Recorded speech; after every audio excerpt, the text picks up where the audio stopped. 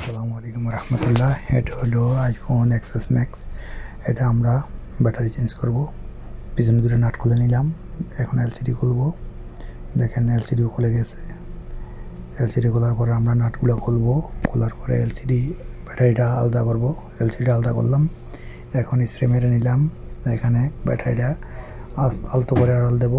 আলাদা হয়ে গেছে আলহামদুলিল্লাহ।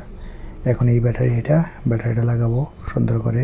ব্যাটারির নিচে আঠা যে পেপারটা লাগাবো। লাগানোর পরে ব্যাটারিটা লাগাবো। এই আঠাটা লাগাবো, তারপরে ব্যাটারিটা লাগাবো, তাহলে মজবুত হবে। আলহামদুলিল্লাহ সুন্দরভাবে উঠে গেছে। এখন সুন্দর করে আমরা এলসিডি লাগাবো। এলসিডি লাগায় নাটগুলো লাগাবো।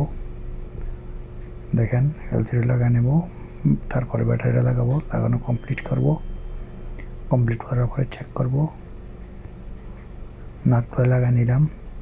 এবার চালু করে দেখবো সব কিছু ওকে আছে কিনা। আলহামদুলিল্লাহ পিছনে নাট লাগা দিলাম।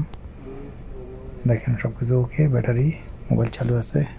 আজকে এই পর্যন্ত ওকে।